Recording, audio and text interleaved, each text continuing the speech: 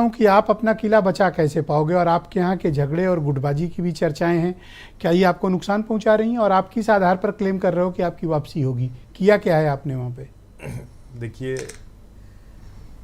जो झगड़े और गुटबाजी की आप बात कर रहे हैं, कहीं ना कहीं आपस में, मैं इस बात से इनकार नहीं करूंगा कि आपस में असहमति राजस्थान में थी, तो अगर मैं इस बात से इनकार करता हूं तो गलत करूंगा। लेकिन उन मसलों को एमिकेबली सॉर्ट आउट कर लिया गया है। सब लोग मिलजुल कर चुनाव लड़ रहे हैं वहाँ पर, और राजस्थान में अशोक गहलोत जी के नेतृत्व में एक मजबूत विजय की तरफ हम बढ़ रहे हैं। पहली बात। दूसरी बात करने की है। देखिए, ये पहली बार है राजस्थान में, और आपने खुद बताया कि राजस्थान पिछले कई बार से ऐसा हो रहा है कि सरकारें चेंज किया करता है। यूं चलती है।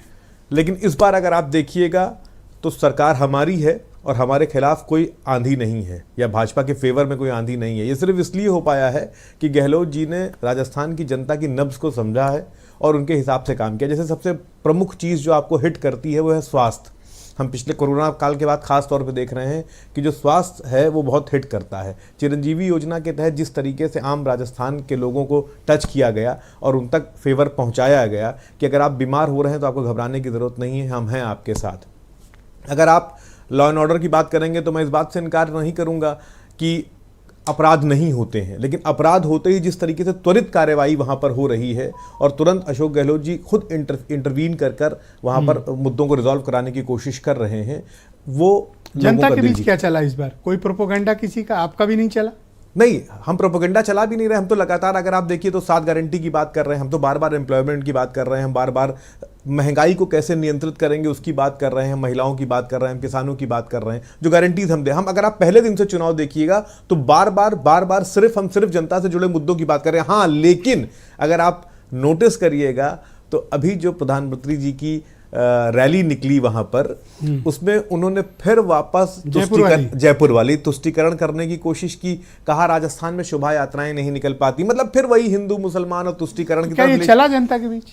मैं ये नहीं कहता है चला कि नहीं चला, मैं ये सिर्फ कह रहा हूं कि ये लोग वापस फिर वही कोशिश कर रहे हैं, उसी तुष्टीकरण की, उसी हिंदू मुसलमान करने की इलेक्शन को कोशिश कर। जब आदरणीय प्रधानमंत्री जी अपने मन से बातें क्यों कर रहे हैं?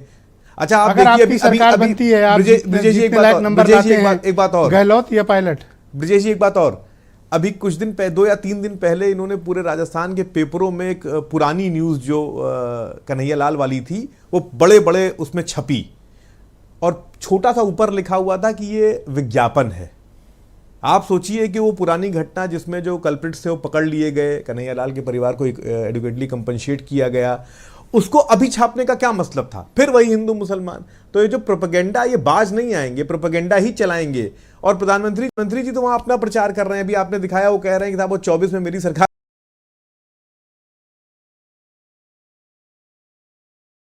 बनने जा रही, तो अपने सरकार के लिए ज्यादा परेशान है। शुक्रिया। पायलट या गहलोत? ये तो गहलोत जी के नेतृत्व में चुनाव लड़ा जा रहा है, इसमें कहीं कोई बट कंफर्म है? हाँ, कंफर्म। पायलट को कुछ नहीं मिलेगा? गहलोत जी के चेहरे पर चुनाव नहीं, वो सरकार में शामिल रहेंगे, वो हमेशा तो हमारे अभिन्न अंग हैं, वो हमेशा शामिल। आपका हमारे से जुड़ेगा रोहित, थोड़ी देर में आपसे बात करते हैं। पहले नवीन जायसवाल मेरे साथ